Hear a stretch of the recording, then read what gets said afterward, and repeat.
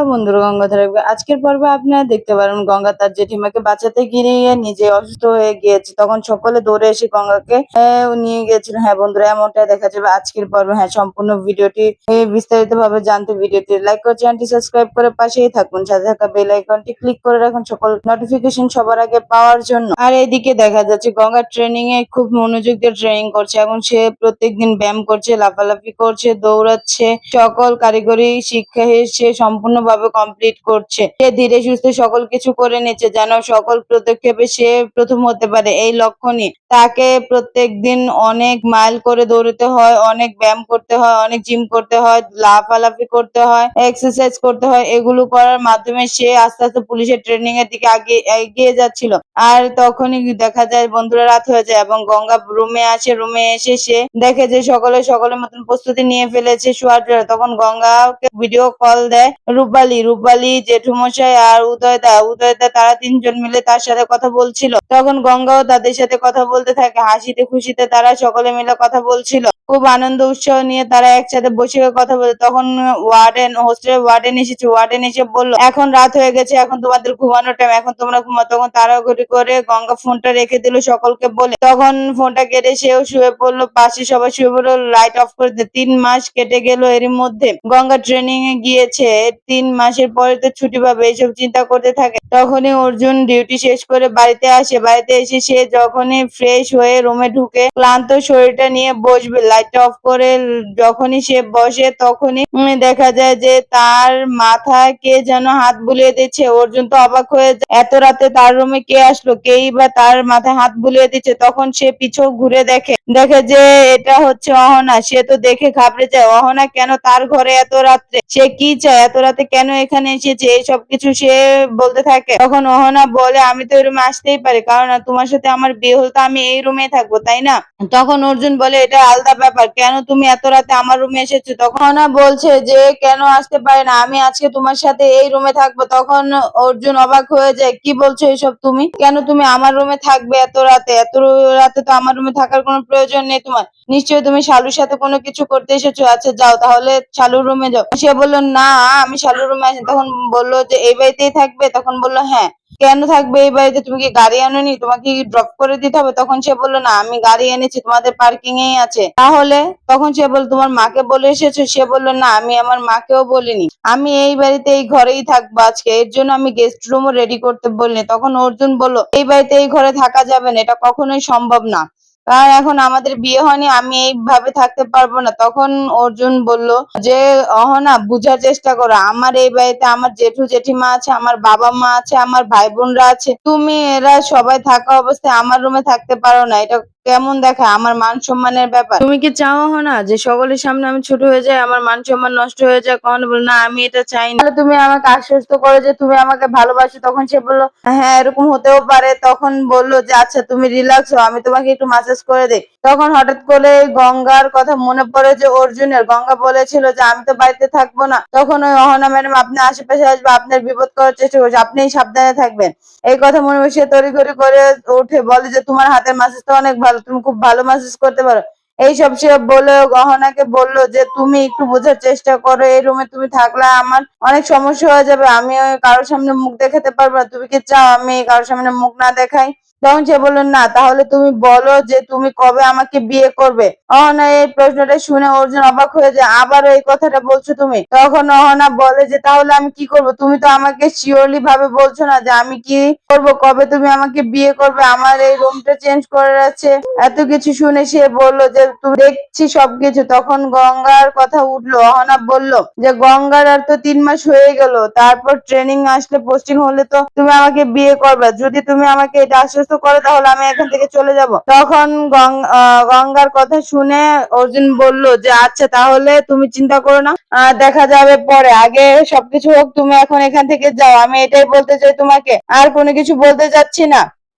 তখন অহনা বলল, আচ্ছা তুমি তো আমাকে আশ্বস্ত করলে যে তুমি আমাকে ভালোবাসো, আমাকে বিয়ে করবে, এর জন্য আমি এখান থেকে এখন চলে যাচ্ছি, বেশি কিছু বলবো না, বেশি কিছু করবো না, আচ্ছা তুমি থাকো আমি যাই। এই বলে অহনা যখন অর্জুন তার মায়ের ছবির সামনে বসে তার মায়ের ছবির দিকে তাকিয়ে কথা বলছে, মা তুমিই তো বলেছিল যে একজনকে ভালোবাসতে একজনকে বিয়ে করতে, আমি কেন দিন দিন গঙ্গার উপর দুর্বল হয়ে পড়ছি, গঙ্গার আর আমার বিয়েটা তো ঠিক না, সেটা আমিও জানি গঙ্গাও জানে, তাহলে কেন আমি গঙ্গার প্রতি উইক হয়ে যাচ্ছি, আমি কিছু বুঝতে পারছি না। এইসব ভাবছিল, ভাবতে ভাবতে তার চোখটা লেগে যায়, তখন সে অনুভব করে যে তার মাথায় কেউ হাত বুলিয়ে দিচ্ছে, তখন সে হাতটা ধরে জোরে টান মারে, টান মেরে দেখে যে এটা গঙ্গা, তখন সে বলে যে তুমি, তখন গঙ্গা বলে যে আপনি এত চিন্তা করছেন কেন, আমি তো আপনার সাথে আছি, আপনি চিন্তা করবেন না, আপনার যত টেনশন আছে সবকিছু বাদ দিন, দিয়ে এখন একটু রিল্যাক্স করে ঘুমন। তখন অর্জুন গঙ্গার কাঁধে মাথা রেখে সে ঘুমিয়ে যায়। হুট করে দেখা যায় যে অর্জুন ঘুম ভেঙে যায়, ভেঙে দেখে যে সে স্বপ্ন দেখছিল গঙ্গাকে নিয়ে, গঙ্গা তো এখানে নেই,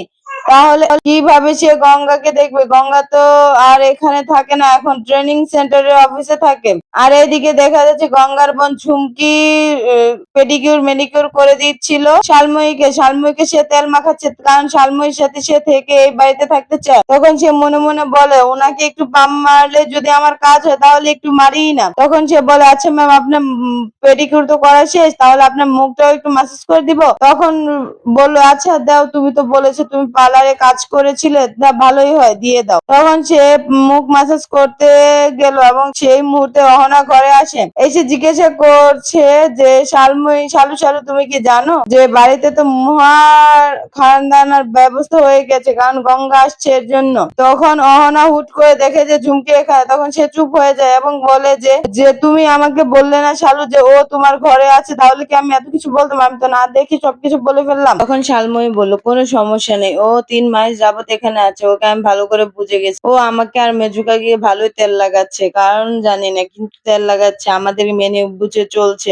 গঙ্গার মতন অসভ্য মেয়ে না, ও গঙ্গার বোন হলে কি হবে, গঙ্গার থেকে অনেক ভালো ও ভদ্র সে। এইসব কথা শালময়ী বলছিল ও অহনাকে, অহনা তো বললো যতই হোক এত আমাদের সকল কথা শুনে ফেললে যদি গঙ্গাকে সে বলে দিই, তখন অহনাকে আশ্বস্ত করলো শালময়ী, না বলবে না, তুমি চিন্তা করো না, তুমি কি বলতে এসেছো বলো। তখন সে বলল, বাহিরে তো পুরা রাজকীয় কারবার চলছে, তারা তো গঙ্গা আসবে বলে সকল কিছু আয়োজন করেছে, কি জানি কি মহামূল্যবান একটা মানুষ, তার জন্য এত কিছু করতে হবে, কিছু বুঝতে পারছি না আমি। তখন সে বলল, সমস্যা নেই, করুক, একটু তো করবে তাই না। এই বলে তখন শালময়ী বলল ঝুমকিকে, তুমি এখন যাও, তুমি আবার পরে এসো। তখন ঝুমকি চলে যায়, কিন্তু দরজার আড়ালে দাঁড়িয়ে শুনছিল ওরা কি বলছিল।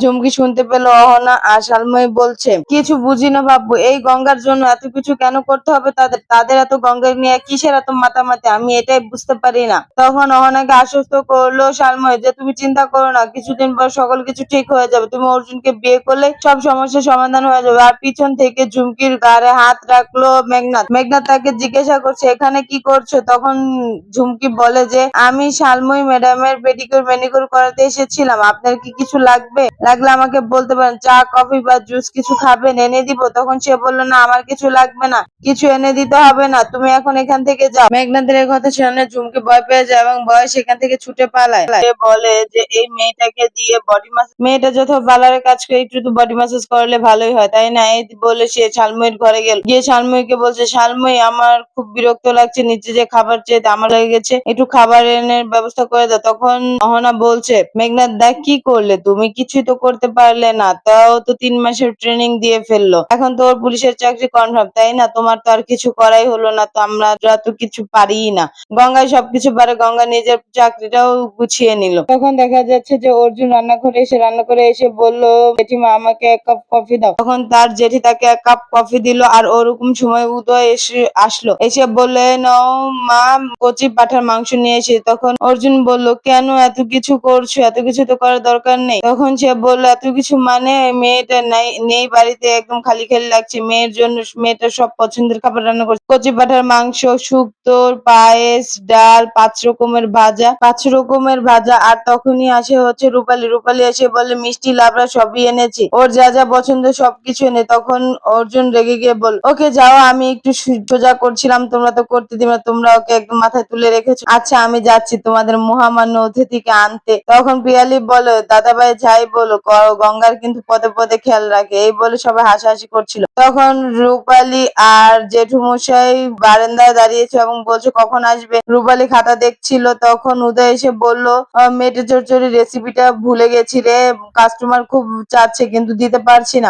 গঙ্গা আসলে এবার মেটে চচ্চড়ি আবার নিতে হবে, কাস্টমার অনেক রিভিউ কিন্তু ভুলে গিয়েছে, আগের মতো নাকি টেস্ট পাচ্ছে না। তখন রূপালী বলল, ওর কি এখনো এটা মনে আছে নাকি? তখন পিয়ালি আসলো, এসে বলে হ্যাঁ ওর মনে আছে, ওটা এটা কাকিমার থেকে শিখেছিল, ওর ভালোভাবে এটা মনে আছে। তখন জেঠুমশাই বলছে, তোদের কি কোনো কাজ নেই? মেয়েটা এতদিন পর বাড়িতে আসবে, তোরা কি মেটে চচ্চড়ি রেসিপি নিয়ে পড়ে আছিস? ওকে তোরা একটুও বিরক্ত করবে না, ও বাড়িতে আসবে মন খুলে থাকবে, হাসি খুশি থাকবে, এটাই চাই আমি। তখনই পিছন থেকে ডাক পড়ে গঙ্গার, জেঠুমশাই জেঠুমশাই আমি চলে এসেছি। গঙ্গা দৌড়ে বাড়ির ভিতরে ঢুকে আসে এবং জেঠুমশাইকে প্রণাম করে। তখন বাড়ি সকলে এখানে চলে পিয়ালিকে দেখে জড়িয়ে ধরে, রূপালীর দিকে জড়িয়ে ধরে এবং সকলকে নিয়ে অনেক হাসি খুশি কথা কথা কথা বলতে থাকে। সে এতদিন কি করেছে, কি কি কাজ করে সকল কিছু সকলকে জানে, সকলে অনেক খুশি। এবং জেঠুমশাই বলে, দুপুরে খাওয়ার পরে তোমার জন্য আইসক্রিমের ব্যবস্থা, সে দায়িত্বটা আমি নিলাম, তুমি চিন্তা করো না, খাবার পরে মিষ্টি মুখের পর আইসক্রিমও খাওয়া হবে। এই শুনে তো গঙ্গা আরো খুশি হয়ে যায়, নিয়ে সকলে অনেক হাসাহাসি করছিল কারণ আইসক্রিম খাওয়া হবে। প্লিজ ভিডিওতে লাইক করে চ্যানেলটি সাবস্ক্রাইব করে পাশেই থাকুন।